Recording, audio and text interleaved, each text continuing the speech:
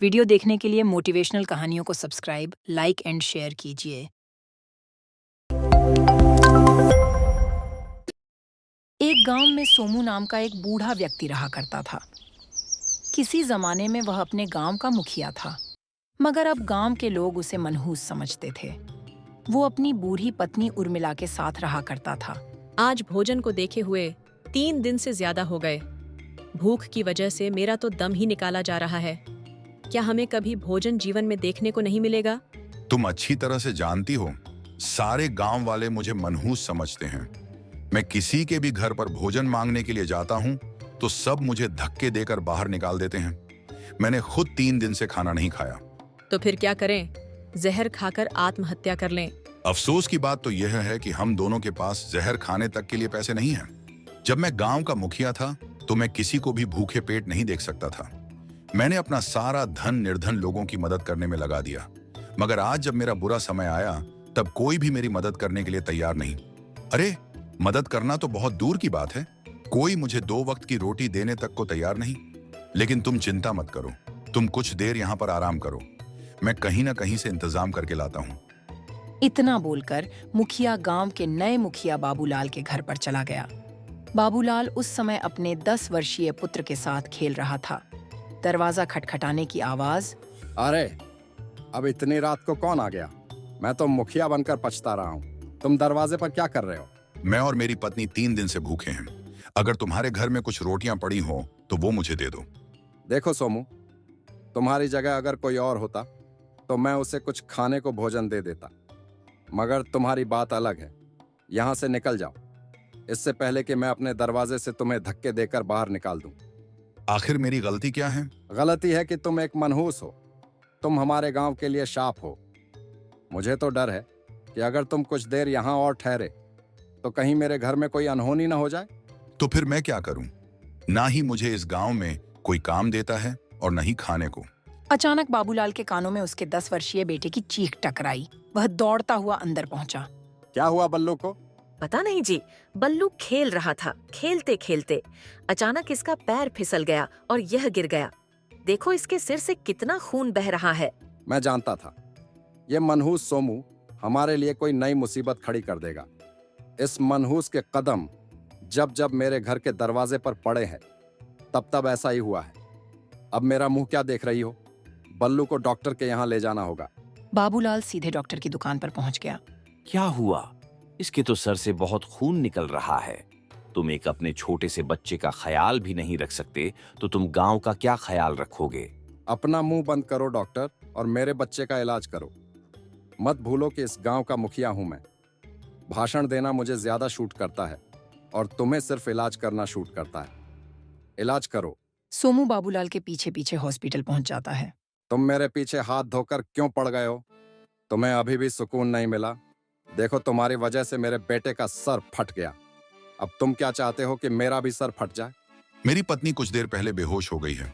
मुझे थोड़े पैसे दे दो, ज्यादा नहीं, सिर्फ इतने दे दो कि अपनी पत्नी को भोजन करा सकूं। मेरी पत्नी कुछ देर पहले बेहोश हो गई थी। तुम और तुम्हारी पत्नी हर बार बेहोशी होते हो। अरे, मर क्यों नहीं जाते? अब ये बिल्कुल ठीक है, इसे घर ले जा सकते हो। इतने में डॉक्टर के सिर पर पंखा गिर जाता है। डॉक्टर की चीख सुनकर वहां मौजूद बल्ली, बलराम और भी गांव के कई व्यक्ति जमा हो गए। देखते ही देखते डॉक्टर की दुकान पर भीड़ लग गई। जब डॉक्टर बाबू की चीख हमें सुनाई दी, हम तभी समझ गए थे सोमू कि तुम यहीं कहीं आसपास होगे, और हमारा शक बिल्कुल सही निकला। बल्ली बिल्कुल सही कह रहा है सोमू। अब हम तुम्हें इस गांव में एक पल भी नहीं रहने देंगे। मत भूलो, आज जो गांव में विकास हुआ है वो सब मेरी ही मेहनत का नतीजा है। और आज जब मेरा बुरा वक्त है तो तुम गांव वाले मुझे और मेरी पत्नी को 2 वक्त की रोटी भी नहीं खिला सकते। क्योंकि तब तुम मनहूस नहीं थे, लेकिन कई सालों से तुम इस गांव के लिए शाप बन चुके हो। तुम जहां भी जाते हो उसका बेड़ा गर्क हो जाता है। तुम्हारे कारण गांव के न जाने कितने सीधे साधे लोग गांव छोड़कर चले गए।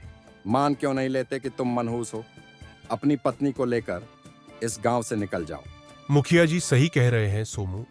हम तुम्हें पीटना नहीं चाहते, क्योंकि तुम किसी जमाने में हमारे गांव के मुखिया थे। इसके बाद वो अपने घर की ओर चल दिया और अपनी पत्नी को लेकर जंगल में चला गया। वो दोनों एक घने पेड़ की छाया में बैठकर रोने लगे। और रोते रोते सोमू और उसकी पत्नी उर्मिला बेहोश हो गए। अगली सुबह दोनों की आंख भूख की वजह से खुल गई। लगता है हमारी किस्मत में इस जंगल में भूखे पेट ही मरना लिखा है। हिम्मत मत हारो उर्मिला, ईश्वर पर भरोसा रखो। सोमू ने इतना बोला ही था कि तभी बहुत तेज हवा चलने लगी और उस हवा में सफेद रंग की किरण उन दोनों के चेहरे पर फूटने लगी।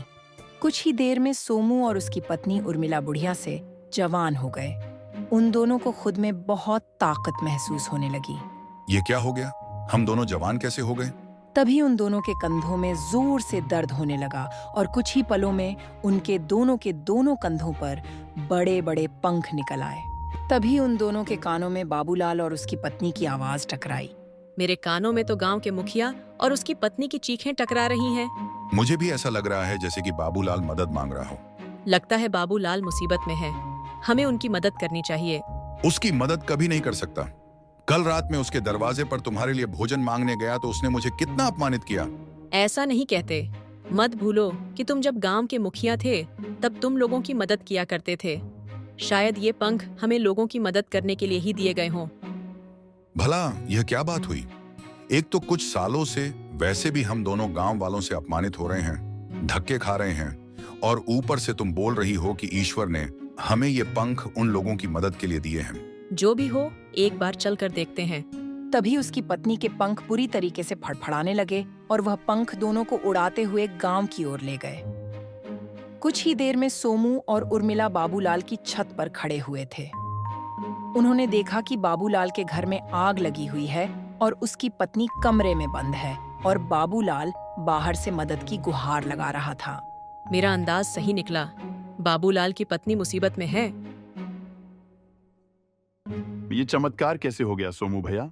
तुम तो बूढ़े थे, जवान कैसे हो गए? मुझे माफ कर दो सोमू, अब मुझे अपनी गलती का पछतावा हो रहा है। तुम बिल्कुल सही कह रहे हो।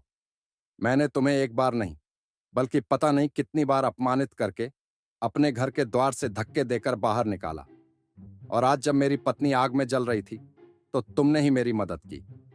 हम सब गांव वालों को क्षमा कर दो। नहीं, मैं तुम सब गांव वालों को कभी क्षमा नहीं कर सकता, और तुम सबके बुरे व्यवहार को मैं कभी नहीं भूल सकता। तुम सब लोगों ने मुझे मनहूस मनहूस कहकर मेरी और मेरी पत्नी का बहुत अपमान किया है। अब मैं और मेरी पत्नी इस गांव में कभी नहीं आएंगे। तभी फिर से तेज हवा चलने लगी और उस तेज हवा में रोशनी फूटने लगी। अचानक उन रोशनी की किरणों से एक साधु प्रकट हो गया जो सोमू और उर्मिला की तरफ देखकर रहस्यमय अंदाज में मुस्कुरा रहा था। आप कौन हैं? तुम्हें सब याद आ जाएगा और तुम्हारे सारे सवालों के जवाब भी मिल जाएंगे।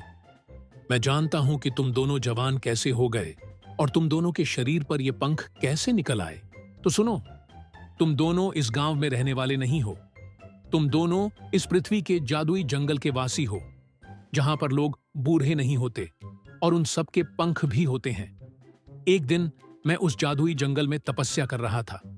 तपस्या करने के बाद मुझे बहुत जोरों से भूख और प्यास लगी। तभी तुम दोनों उड़ते हुए उस जंगल में आ गए और वहां मौजूद एक जादुई तालाब में पानी पीने लगे और एक वृक्ष से मीठे फल खाने लगे। तुम दोनों उस जंगल के राजा और रानी थे। मैं तुम्हारी आज्ञा के बगैर उस तालाब में पानी नहीं पी सकता था और न ही उस वृक्ष के मीठे फल खा सकता था। मैंने जब तुमसे खाने के लिए फल और पीने के लिए पानी मांगा तो तुमने मुझे अपमानित करके जंगल से निकल जाने के लिए कहा, और इसलिए मैंने तुम्हें श्राप दे दिया और तुम दोनों साधारण मनुष्य बन गए। इस श्राप के कारण तुम दोनों को कुछ भी याद नहीं रहा और न ही इन गांव वालों को कि तुम दोनों इस गांव के वासी नहीं हो। मैं तुम्हें एहसास दिलाना चाहता था कि भूख और प्यास क्या होती है, लेकिन जब मैंने देखा कि तुम दोनों साधारण मनुष्य बनकर भी आराम का जीवन व्यतीत कर रहे हो, इसलिए मैंने अपनी शक्ति से तुम्हें एक मनहूसियत का श्राप भी दे दिया। मनहूस होने की वजह से सारे गांव वाले तुम्हें अपमानित करने लगे और तुम भूख और प्यास में रहने लगे। मेरे श्राप का तोड़ यही था कि इतना अपमानित होने के बावजूद भी अगर तुम अपनी हालत में बाबूलाल की मदद नहीं करते तो तुम कभी श्राप से मुक्त नहीं हो पाते और दोबारा साधारण मनुष्य बन जाते। हमें क्षमा कर दीजिए साधु महाराज। हमें सब याद आ गया।